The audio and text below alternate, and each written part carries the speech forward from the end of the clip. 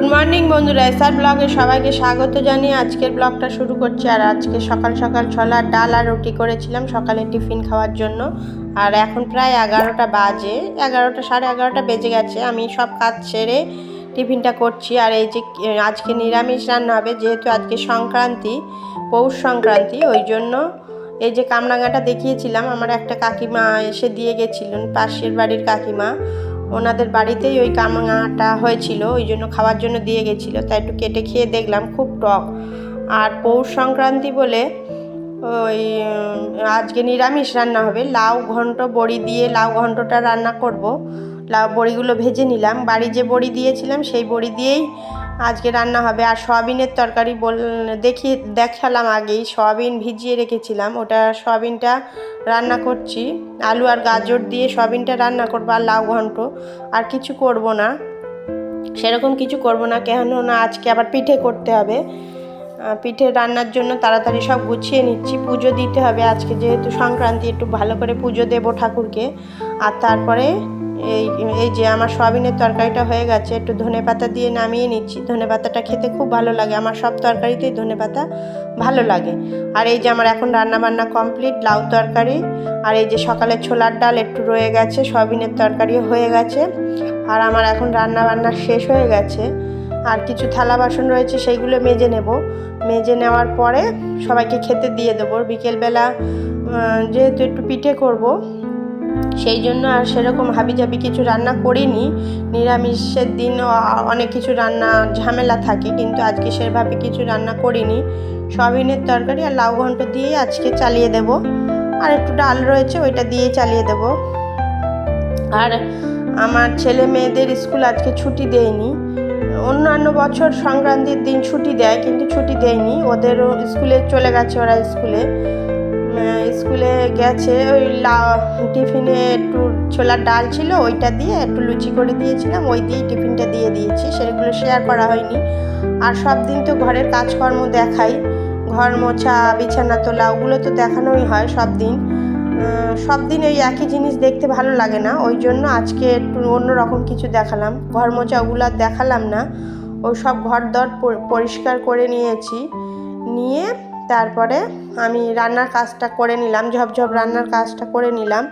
নেওয়ার পরে আমি এখন স্নান করিনি, স্নান ট্যান করে পুজো দেওয়ার পরে আমি বাজারে যাব হাজব্যান্ডের টিফিনটা দিতে। টিফিনটা দিয়ে আসার সময় আমি পিঠের কি লাগবে সেগুলো কিনে নিয়ে আসব। তাহলে আমি এই যে এখন থালা বাসনগুলো মেজে নিই, তারপর সবাইকে খেতে দেব। খেতে টেতে দিয়ে আমি আগে স্নান করে পুজো দিয়ে নেব, নিয়ে তারপরে সবাইকে খেতে দেব। খেতে দেওয়া হয়ে গেলে তারপরে খাবার নিয়ে হাজব্যান্ডের দোকানে নিয়ে যাব খাবারটা, ওখানে উনি খান, ওখানে দিয়ে আসবো ওনাকে খাবারটা। আর ওই আসার পথে মেয়ে স্কুলে গেছে, মেয়েকে নিয়ে আসবো। ছোটো মেয়ে স্কুলে গেছে, আর বড় মেয়ে তো স্কুল থেকে একা একাই চলে আসে। ও বড় যেহেতু, ও একা একা চলে আসতে পারে, কিন্তু ছোটো মেয়েকে দিয়ে আসতেও হয়, নিয়ে আসতেও হয়। ওই পথেই একেবারে হয়ে যাবে। ছোটো মেয়েকে স্কুল থেকে নিয়ে আসবো, হাজব্যান্ডের ভাতটাও দিয়ে আসবো। রোজই এরমই করি। আর ওই আজকেও তাই করব। করার পরে বিকেলবেলা যখন আমি সব কাজ ফ্রি হয়ে যাব, তারপরে ওই করব, আমি পিঠেটা বানাবো। আর এখন সব কাজ করে নিয়ে, আর দেখলে তো আমরা ওই যে আমি কামরাঙাটা খুব বিশাল টক ছিল, আমার কাকিমা দিয়ে গেছিলো, পাশের বাড়ির কাকিমা, আমার কাকি শাশুড়ি হন, উনি দিয়ে গেছিলেন।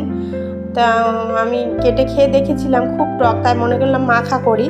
তা মেখে রেখে দিয়েছি, ধনেপাতা কাঁচা লঙ্কা বেটে, আর ওর মধ্যে লবণ হলুদ, যেরকম জিরের গুঁড়ো টুড়ো ধনের গুঁড়ো দেয়, ওগুলো দিয়ে মেখে রেখেছি।